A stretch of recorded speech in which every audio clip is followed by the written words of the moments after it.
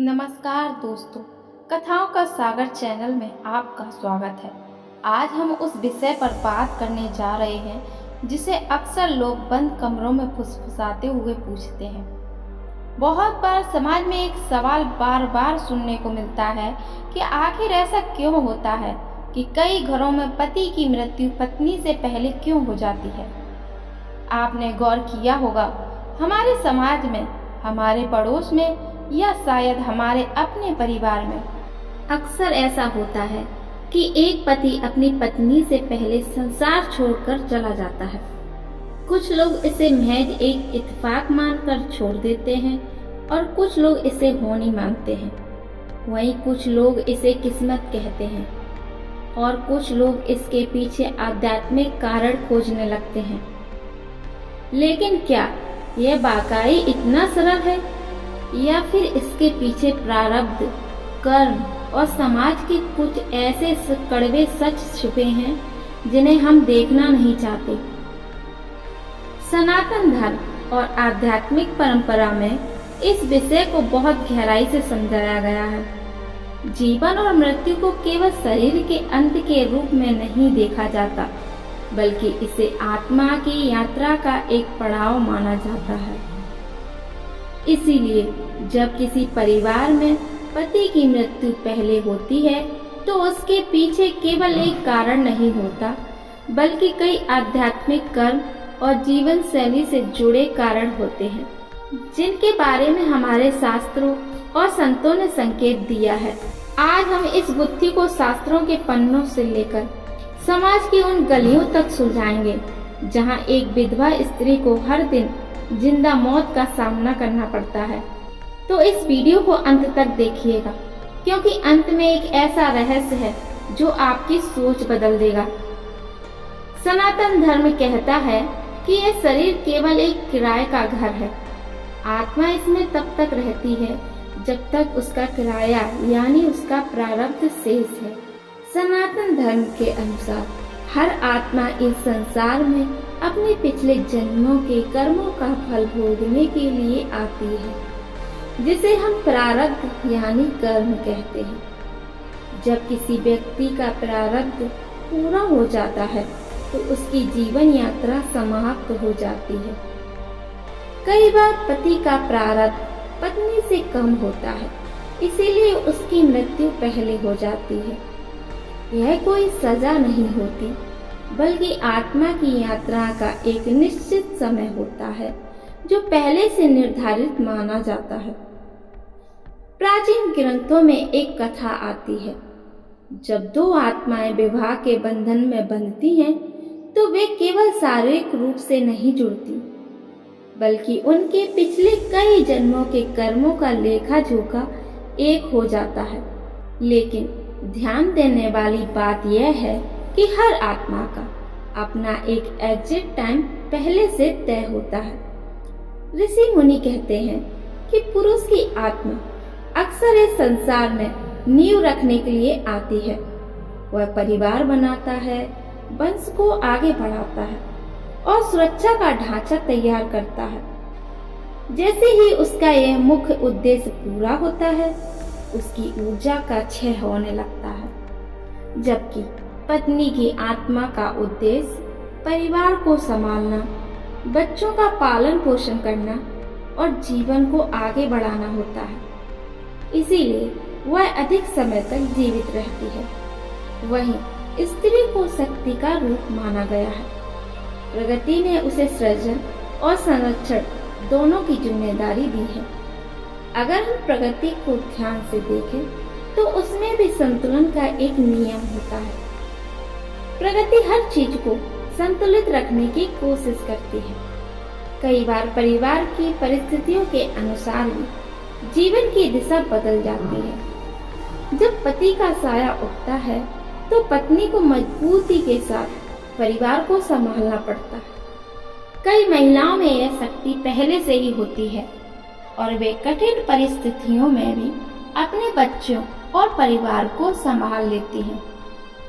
जब पति की मृत्यु होती है तब उस स्त्री के भीतर की दुर्गा जागती है, जो परिवार की अगली पीढ़ी को पालने और संभालने के लिए लंबी आयु तक धरती पर रहती है।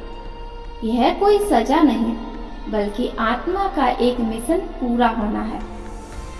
हमारे शास्त्र कहते हैं कि जन्म और मृत्यु दोनों ही ईश्वर की व्यवस्था के अनुसार होते हैं और कोई भी मनुष्य इसे पूरी तरह बदल नहीं सकता। लेकिन केवल कर्म ही कारण नहीं होते, बल्कि कई बार जीवन जीने का तरीका भी इसमें बड़ी भूमिका निभाता है। सामान्य रूप से देखा जाए तो पुरुषों की जीवन शैली महिलाओं की तुलना में अधिक जोखिम भरी होती है। पुरुष बाहर काम करते हैं, अधिक तनाव लेते हैं और कई बार गलत आदतों में भी पड़ जाते हैं, जैसे शराब, तंबाकू या अन्य नशे। इन आदतों का असर धीरे धीरे शरीर पर पड़ता है और जीवन काल कम हो सकता है।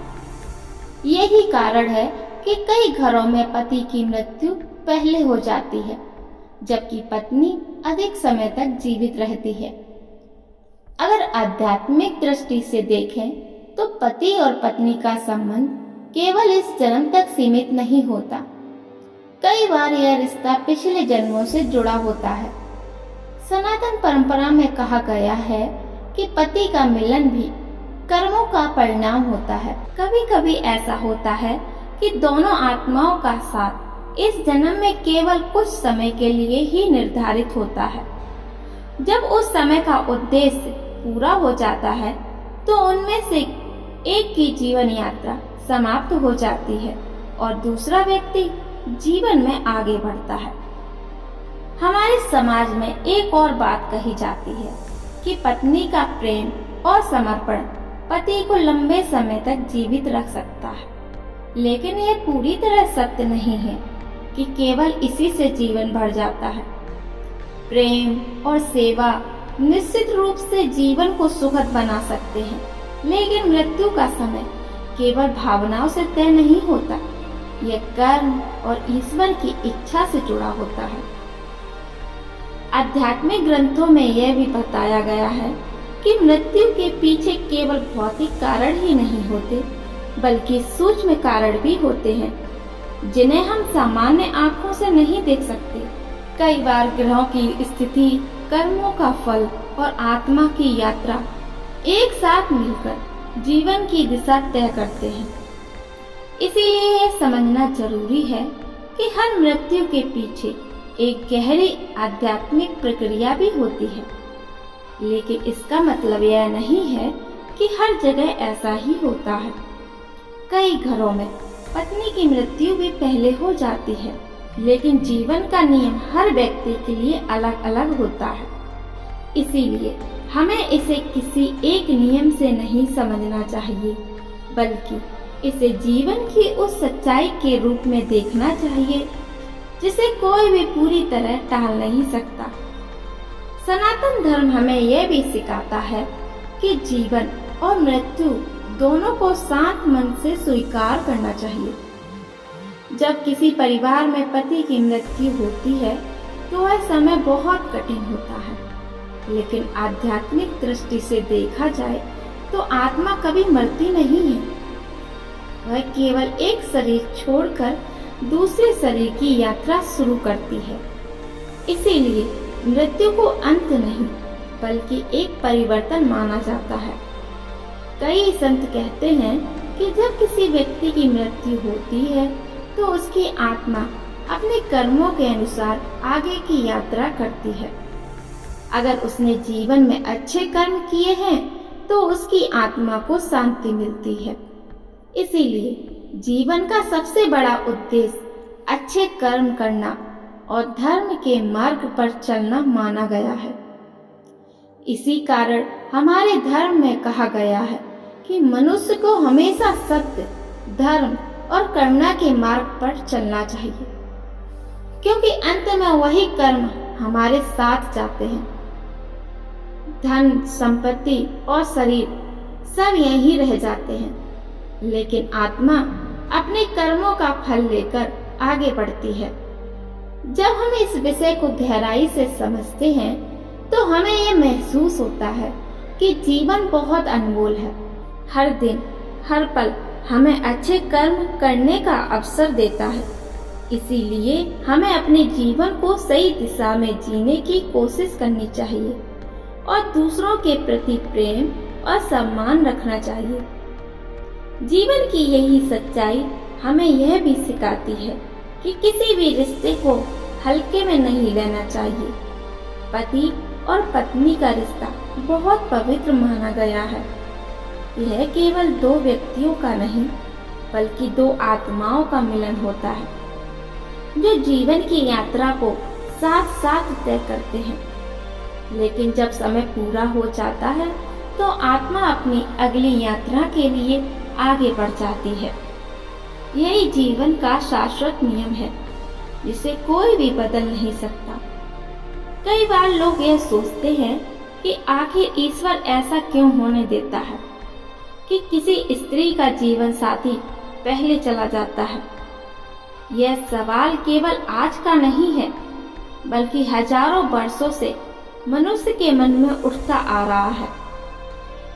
जब किसी परिवार में पति की मृत्यु हो जाती है तो केवल एक व्यक्ति का जाना नहीं होता, बल्कि पूरे परिवार की दुनिया बदल जाती है।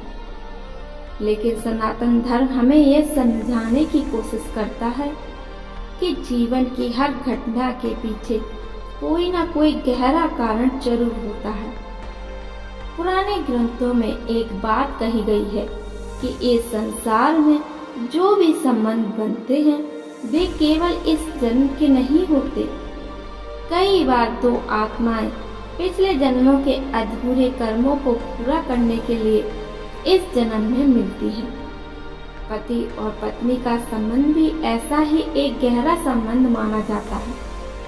लेकिन यह जरूरी नहीं कि दोनों की जीवन यात्रा की अवधि समान हो। कभी कभी दोनों आत्माओं का साथ केवल कुछ वर्षों के लिए ही तय होता है। सनातन परंपरा में एक और विचार मिलता है कि जब कोई आत्मा पृथ्वी पर जन्म लेती है तो वह अपने साथ एक निश्चित समय और निश्चित कर्म लेकर आती है। उस आत्मा को इस संसार में जितना समय बिताना है वह समय पहले से तय होता है। जब वह समय पूरा हो जाता है तो आत्मा शरीर को छोड़ देती है। यही कारण है कि कई बार हमें लगता है कि किसी व्यक्ति की मृत्यु बहुत जल्दी हो गई, लेकिन आध्यात्मिक दृष्टि से देखा जाए तो उसकी आत्मा की यात्रा उतनी ही थी। अगर हम समाज की वास्तविकता को देखें तो यह भी एक कारण है कि पुरुषों की जीवन शैली कई बार उन्हें जल्दी कमजोर कर देती है। बहुत से पुरुष अपने स्वास्थ्य का उतना ध्यान नहीं रखते जितना उन्हें रखना चाहिए। देर रात तक काम करना, मानसिक तनाव, गलत खानपान, नशे की आदतें और शरीर को आराम न देना धीरे धीरे जीवन को प्रभावित करते हैं। इसका परिणाम कई बार यह होता है कि उनका शरीर जल्दी थक जाता है और बीमारियां उन्हें घेर लेती हैं। हमारे धर्म में शरीर को मंदिर कहा गया है, क्योंकि इसी शरीर के माध्यम से आत्मा अपने कर्म करती है। अगर हम अपने शरीर का सम्मान नहीं करेंगे तो उसका प्रभाव हमारे जीवन पर पड़ेगा ही। इसीलिए संत और ऋषि हमेशा कहते थे कि जीवन में संयम और संतुलन बहुत जरूरी है। एक और आध्यात्मिक विचार यह भी बताया जाता है कि कई बार पति की आत्मा इस संसार में केवल एक विशेष उद्देश्य लेकर आती है। वो उद्देश्य हो सकता है परिवार की शुरुआत करना, बच्चों को जन्म देना या किसी विशेष कर्म को पूरा करना। जब वह उद्देश्य पूरा हो जाता है तो उसकी आत्मा की यात्रा आगे बढ़ जाती है, जबकि पत्नी की आत्मा को परिवार को संभालने और बच्चे को आगे बढ़ाने की जिम्मेदारी मिलती है। भारतीय संस्कृति में महिलाओं को शक्ति का रूप माना गया है। देवी दुर्गा, देवी पार्वती और देवी लक्ष्मी के रूप में स्त्री को शक्ति, धैर्य और करुणा का प्रतीक माना गया है। यही कारण है कि कई बार कठिन परिस्थितियों में भी महिलाएं अद्भुत साहस दिखाती हैं। जब जीवन में कठिन समय आता है तो वह स्त्री अपने परिवार के लिए शक्ति बन जाती है। कई संतों ने यह भी कहा है कि किसी व्यक्ति की मृत्यु को केवल दुख के रूप में नहीं देखना चाहिए। यह आत्मा की यात्रा का एक परिवर्तन होता है। जैसे हम पुराने कपड़े छोड़कर नए कपड़े पहनते हैं, वैसे ही आत्मा भी एक शरीर छोड़कर दूसरे शरीर में प्रवेश करती है। यह विचार हमें श्रीमद् भागवत गीता में भी मिलता है। जब भगवान श्री कृष्ण ने अर्जुन को जीवन और मृत्यु का ज्ञान दिया था, तब उन्होंने यही समझाया था कि आत्मा न कभी जन्म लेती है और न कभी मरती है। आत्मा केवल शरीर बदलती है। इसीलिए मृत्यु को अंत नहीं बल्कि एक नए अध्याय की शुरुआत माना गया है। लेकिन मनुष्य होने के कारण हमारे लिए किसी प्रिय व्यक्ति का जाना बहुत कठिन होता है। खासकर जब एक पत्नी अपने पति को खो देती है तो वह दुख बहुत गहरा होता है, क्योंकि पति का रिश्ता केवल सामाजिक नहीं होता बल्कि भावनात्मक और आध्यात्मिक भी होता है। भारतीय समाज में पति को जीवन साथी कहा जाता है, जिसका अर्थ होता है जीवन की हर परिस्थिति में साथ चलने वाला। जब वह साथ अचानक छूट जाता है तो जीवन खाली सा लगने लगता है। लेकिन यही वह समय होता है जब व्यक्ति को अपने भीतर की शक्ति को पहचानना पड़ता है। कई बार हम देखते हैं कि जिन महिलाओं ने अपने पति को खो दिया, वही महिलाएं बाद में अपने बच्चों के लिए सबसे बड़ी प्रेरणा बन जाती हैं। वे अपने दुख को शक्ति में बदल देती हैं और पूरे परिवार को संभाल लेती हैं। यह शक्ति कहीं न कहीं उस स्त्री के भीतर पहले से ही मौजूद होती है। सनातन धर्म हमें यह भी सिखाता है कि जीवन में जो भी होता है उसे ईश्वर की इच्छा समझकर स्वीकार करना चाहिए। इसका मतलब यह नहीं कि दुख नहीं होगा, बल्कि इसका अर्थ यह है कि दुख के बीच भी हमें जीवन की दिशा को समझना चाहिए। एक और गहरा आध्यात्मिक विचार यह भी है कि कभी कभी आत्माएं एक दूसरे के जीवन में केवल एक सीख देने के लिए आती हैं। जब वह सीख पूरी हो जाती है तो उनका साथ समाप्त हो जाता है। यह सुनने में अजीब लग सकता है, लेकिन कई संतों ने इस बात का उल्लेख किया है कि इस संसार में कोई भी रिश्ता हमेशा के लिए नहीं होता। हर रिश्ता समय के साथ बदलता है, लेकिन जो चीज हमेशा रहती है वह है आत्मा की यात्रा और उसके कर्म। जब हम जीवन को इस दृष्टि से देखते हैं तो हमें समझ में आता है कि मृत्यु केवल एक घटना नहीं बल्कि जीवन के गहरे रहस्य का हिस्सा है। इसीलिए हमारे शास्त्र हमें सिखाते हैं कि हमें अपने जीवन को इतना अच्छा बनाना चाहिए कि जब हमारी आत्मा इस शरीर को छोड़े तो वह शांति के साथ आगे बढ़ सके। इसी कारण से हमारे धर्म में अच्छे कर्म, सेवा, दया और सत्य को बहुत महत्व दिया गया है, क्योंकि यही चीजें आत्मा को शांति देती हैं और जीवन को अर्थ देती हैं।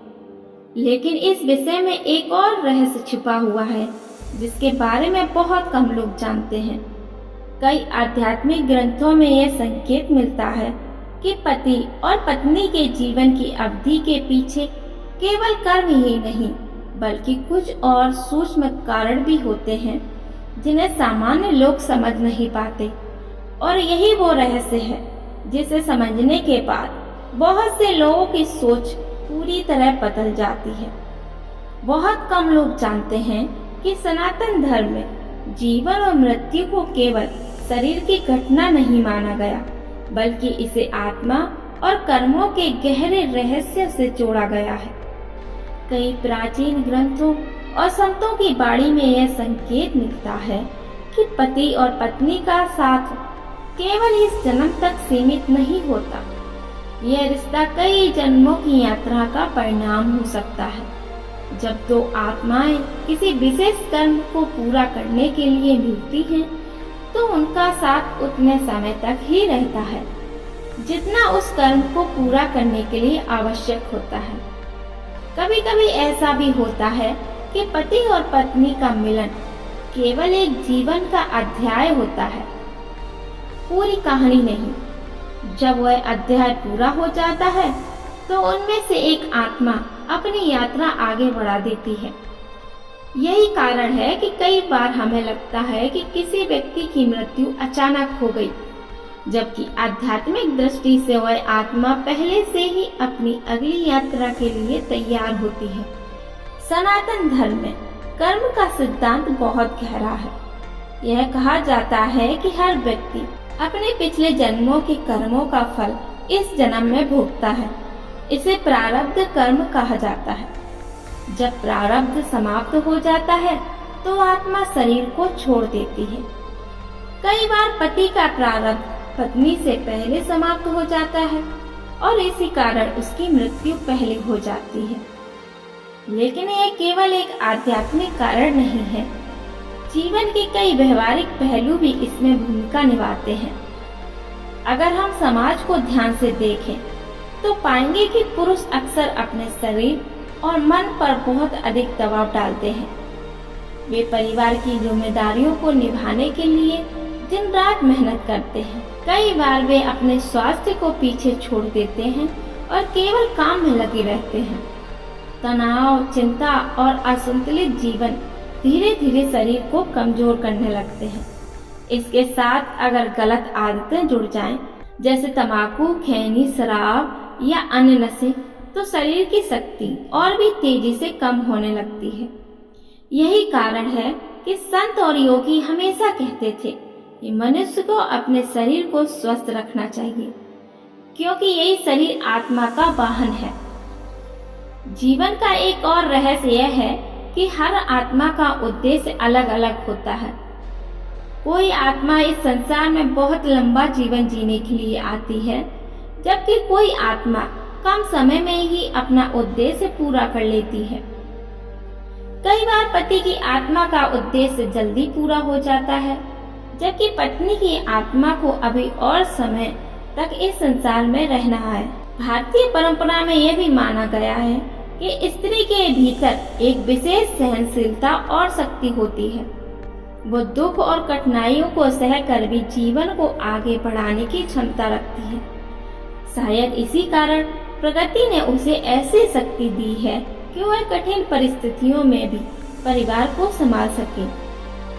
जब किसी घर में पति की मृत्यु होती है तो वह क्षण बहुत भारी होता है, लेकिन उसी क्षण उसे एक स्त्री के भीतर की शक्ति भी जगाने लगती है। वो अपने बच्चों के लिए, अपने परिवार के लिए और अपने जीवन के लिए फिर से खड़ी होती है। यही कारण है कि भारतीय संस्कृति में स्त्री को शक्ति का स्वरूप कहा गया है। लेकिन इस विषय में एक और गहरी बात जिसे समझना बहुत जरूरी है। कई बार लोग ऐसे सोचते हैं कि अगर पति की मृत्यु हो गई तो यह केवल दुर्भाग्य है, लेकिन सनातन दर्शन कहता है कि हर घटना के पीछे कोई ना कोई सीख जरूर छुपी होती है। जीवन में हर अनुभव के माध्यम से कुछ सिखाने की कोशिश करता है। कई संत कहते हैं कि मृत्यु हमें जीवन का महत्व समझाने आती है। जब हम किसी प्रिय व्यक्ति को खो देते हैं तो हमें यह एहसास होता है कि जीवन कितना अनिश्चित है। जो व्यक्ति आज हमारे साथ है वह कल शायद हमारे साथ ना हो। इसीलिए हमें हर रिश्ते को प्रेम और सम्मान के साथ जीना चाहिए। यह भी सच है कि मनुष्य को अपने जीवन की आदतों पर ध्यान देना चाहिए। अगर हम अपने शरीर का ख्याल नहीं रखेंगे, अपने मन को तनाव से भर देंगे और गलत आदतों में पड़ जाएंगे, तो उसका परिणाम हमारे जीवन पर ही पड़ेगा। इसीलिए संत और ऋषि हमेशा संयम से जीवन जीने की सलाह देते हैं। योग, प्राणायाम, संतुलित भोजन और सकारात्मक सोच केवल आध्यात्मिक बातें नहीं हैं, बल्कि ये जीवन को लंबा और स्वस्थ बनाने के तरीके भी हैं। जब मन और शरीर संतुलित रहते हैं तो जीवन की ऊर्जा भी संतुलित रहती है। लेकिन मृत्यु का रहस्य केवल शरीर तक सीमित नहीं है। आत्मा की यात्रा बहुत विशाल है। जब कोई आत्मा इस संसार से विदा लेती है तो वह अपने साथ केवल अपने कर्म लेकर जाती है। इसीलिए हमारे धर्म में अच्छे कर्म करने पर इतना जोर दिया गया है। धन संपत्ति और प्रसिद्धि ये सब यहीं रह जाते हैं, लेकिन हमारे कर्म हमारी आत्मा के साथ चलते हैं। यही कारण है कि संत कहते हैं कि मनुष्य को ऐसा जीवन जीना चाहिए जिससे उसकी आत्मा को शांति मिले। जीवन की यही सच्चाई हमें यह भी सिखाती है कि हमें अपने प्रियजनों के साथ बिताए हर पल की कद्र करनी चाहिए, क्योंकि समय कभी नहीं रुकता और जीवन की धारा लगातार बढ़ती रहती है। जब हम इस विषय को गहराई से समझते हैं तो हमें यह एहसास होता है कि पति और पत्नी का रिश्ता केवल इस जन्म की कहानी नहीं है। यह आत्माओं की एक यात्रा है जो कई जन्मों तक चल सकती है। कभी यह यात्रा लंबी होती है, कभी छोटी, लेकिन हर यात्रा अपने भीतर एक उद्देश्य लेकर आती है और शायद यही जीवन का सबसे बड़ा रहस्य है। जीवन के इन रहस्यों को समझने के बाद एक बात धीरे धीरे स्पष्ट होने लगती है कि इस संसार में कुछ भी बिना कारण नहीं होता। हर घटना, हर मिलन और हर बिछड़ना किसी न किसी गहरे नियम के अनुसार होता है। जब किसी स्त्री का पति उससे पहले इस संसार को छोड़ देता है तो उस क्षण को केवल दुर्भाग्य या संयोग मान लेना शायद पूरी सच्चाई को समझना नहीं है। सनातन धर्म हमें सिखाता है कि जीवन की हर घटना के पीछे कर्म, समय और ईश्वर की व्यवस्था का एक सूक्ष्म संतुलन होता है। कई संतों ने यह कहा है कि मनुष्य का जीवन एक यात्रा की तरह है। जैसे कोई यात्री एक दूसरे स्थान से दूसरे स्थान तक जाता है, वैसे ही आत्मा भी कई जन्मों की यात्रा करती है। इस यात्रा में कई लोग हमारे जीवन में आते हैं, कुछ समय तक हमारे साथ चलते हैं और फिर अपनी अलग राह पर निकल जाते हैं। पति और पत्नी का संबंध भी इसी यात्रा का एक महत्वपूर्ण पड़ाव होता है। कभी कभी दो आत्माएं कई जन्मों से एक दूसरे के साथ जुड़ी होती हैं। वे बार बार इस संसार में मिलती हैं और अपने अधूरे कर्मों को पूरा करती हैं, लेकिन हर जन्म में उनका साथ समान समय तक तय रहे यह जरूरी नहीं है। कभी उनका साथ लंबा होता है, कभी छोटा, लेकिन हर बार उस मिलन का एक उद्देश्य जरूर होता है। जब किसी स्त्री का पति उससे पहले चला जाता है तो यह केवल एक व्यक्ति का जाना नहीं होता, बल्कि एक जीवन का अध्याय समाप्त होना होता है। लेकिन सनातन धर्म हमें यह भी सिखाता है कि हर अंत के बाद एक नई शुरुआत होती है। जीवन की धारा कभी रुकती नहीं, वो हमेशा आगे बढ़ती रहती है। इसीलिए हमारे शास्त्र कहते हैं कि मनुष्य को जीवन के हर अनुभव से सीखना चाहिए। दुख भी जीवन का एक शिक्षक होता है। जब हम किसी कठिन परिस्थिति से गुजरते हैं तो हमें अपने भीतर छिपी हुई शक्ति का एहसास होता है। कई बार वही स्त्री जो पहले खुद को कमजोर समझती थी, वही बाद में पूरे परिवार की ताकत बन जाती है। धार्मिक ग्रंथों में स्त्री को शक्ति का रूप माना गया है। यह केवल एक धार्मिक विश्वास नहीं है, बल्कि एक गहरी सच्चाई भी है, क्योंकि जब जीवन में कठिन समय आता है तो स्त्री का धैर्य, उसकी करुणा और उसका साहस पूरे परिवार को संभाल लेता है। इतिहास में और हमारे आसपास भी ऐसे अनगिनत उदाहरण मिलते हैं जहां एक महिला ने अपने जीवन की सबसे बड़ी पीड़ा को सहकर भी अपने परिवार को टूटने नहीं दिया। लेकिन इस विषय में एक और गहरी बात समझना भी जरूरी है। कभी कभी हम जीवन को बहुत स्थायी समझ लेते हैं। हमें लगता है कि जो लोग आज हमारे साथ हैं वे हमेशा हमारे साथ रहेंगे, लेकिन जीवन का नियम इससे अलग है। समय लगातार बदलता रहता है और हर व्यक्ति की जीवन यात्रा का समय अलग अलग होता है।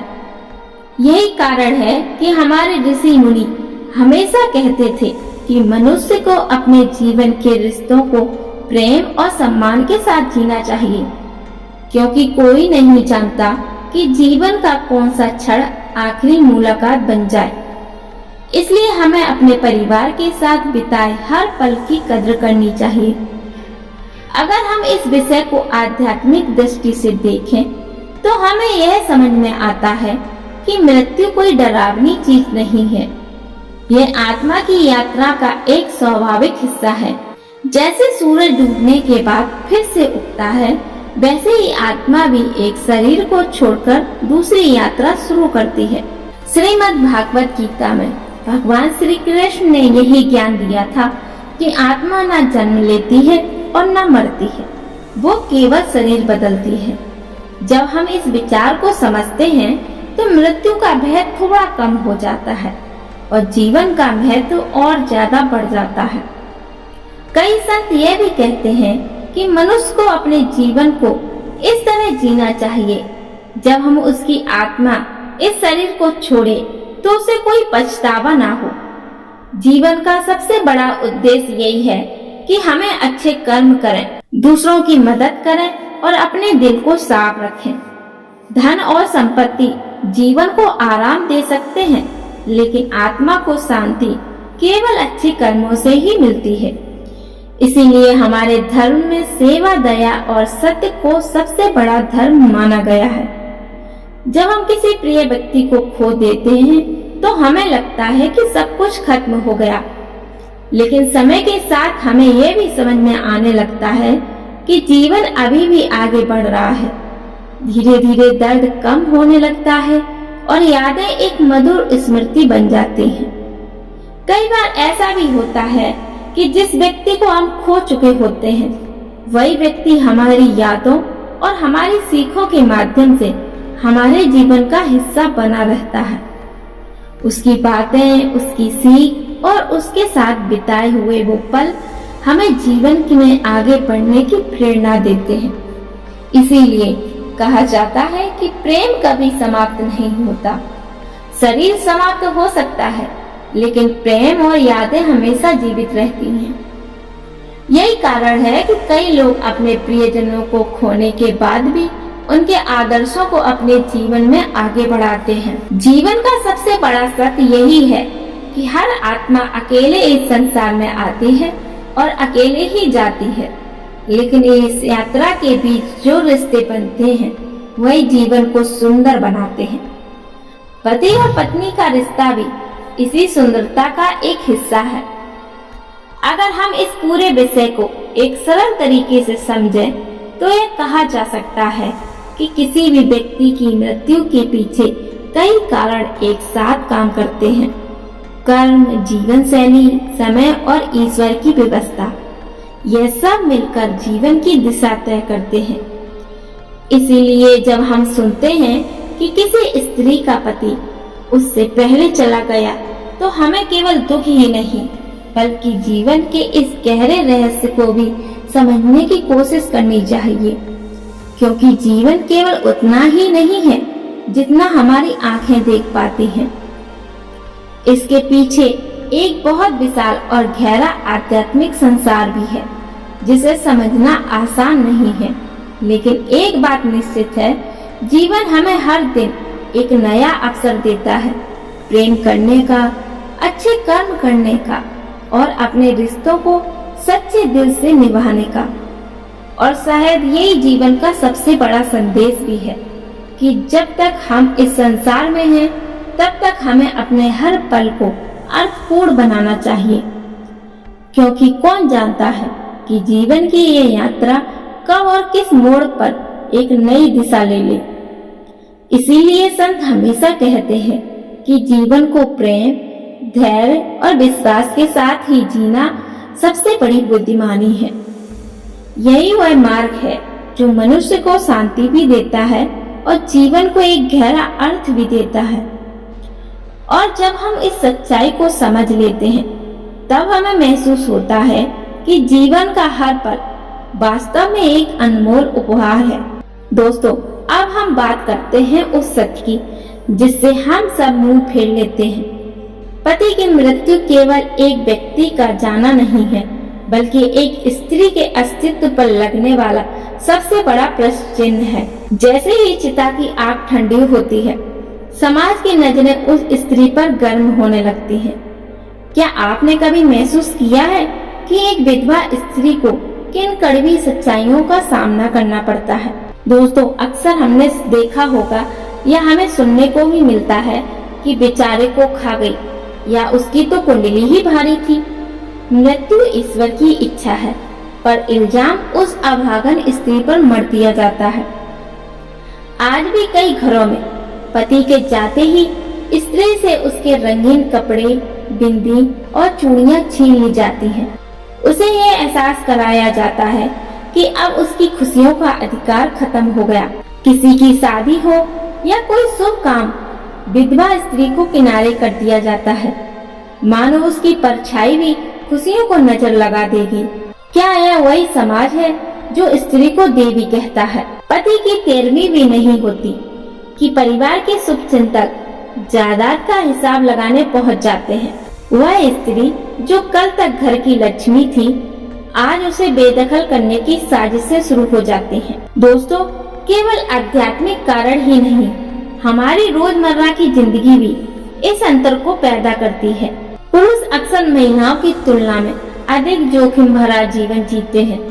पुरुष बचपन से सीखते हैं कि मर्द को दर्द नहीं होता।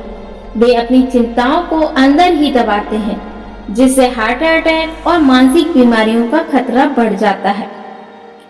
पुरुष तब तक डॉक्टर के पास नहीं जाते जब तक बिस्तर न पकड़ लें, जबकि महिलाएं अपनी सहन शक्ति और नियमित सजगता के कारण खुद को लंबे समय तक स्वस्थ रख पाती हैं। नशा, शराब और तंबाकू ये पुरुषों के जीवन काल को दीमक की तरह चाट रहे हैं। सामाजिक मेलजोल के नाम पर शुरू हुई ये आदतें अक्सर उन्हें समय से पहले मौत के करीब ले जाती हैं। लेकिन कहानी यहाँ खत्म नहीं होती। जब पति की मृत्यु होती है तो एक अध्याय बंद होता है, पर एक नया संघर्ष शुरू होता है। हमने देखा है कि वही महिलाएं जिन्हें समाज कमजोर कहता था, पति के जाने के बाद अपने बच्चों के लिए ढाल बन जाती हैं। वे पिता और माता दोनों की भूमिका निभाती है। यही वह शक्ति है जिसकी बात हमारे शास्त्र कहते हैं। स्त्री का वियोग उसे तोड़ता नहीं, बल्कि उसे लोहे की तरह मजबूत बना देता है। दोस्तों, अब हमें क्या करना चाहिए? एक समाज के रूप में हमें उन कड़वी रीतियों को छोड़ना होगा जो एक विधवा स्त्री को नीचा दिखाती है। हमें उसे सहानुभूति नहीं, सम्मान देना होगा। उसे फिर से रंगीन दुनिया का हिस्सा बनाना होगा, क्योंकि जीवन और मृत्यु पर किसी का बस नहीं है। अंत में बस मैं इतना ही कहूंगी कि जीवन एक बहती हुई नदी है। कभी कोई किनारा पहले आता है तो कभी कोई बाद में। पति की मृत्यु पहले होना एक दुखद सत्य हो सकता है, लेकिन यह उस स्त्री की शक्ति का प्रमाण भी है कि वह अकेले उस नाव को पार लगाएगी। रिश्ते शरीर से नहीं, आत्मा से निभाए जाते हैं। जो चले गए उनकी यादों को बोझ नहीं, बल्कि प्रेरणा बनाइए। अगर आपके आसपास कोई ऐसी स्त्री है जो संघर्ष कर रही है, तो उसका सहारा बनिए। अगर आपको आज की यह कथाओं का सागर की प्रस्तुति अच्छी लगी हो तो वीडियो को लाइक करें और अपने विचार कमेंट में जरूर साझा करें। दोस्तों, एक आखिरी सवाल मैं आपसे पूछती हूँ, क्या आपने भी समाज की ऐसी कड़वी सच्चाई देखी है? हमें जरूर बताएं और चैनल को सब्सक्राइब करना ना भूलें, ताकि हम ऐसी ही गहरी बातें आप तक लाते रहें। धन्यवाद। राधे राधे। और तब तक अपना ध्यान रखिए।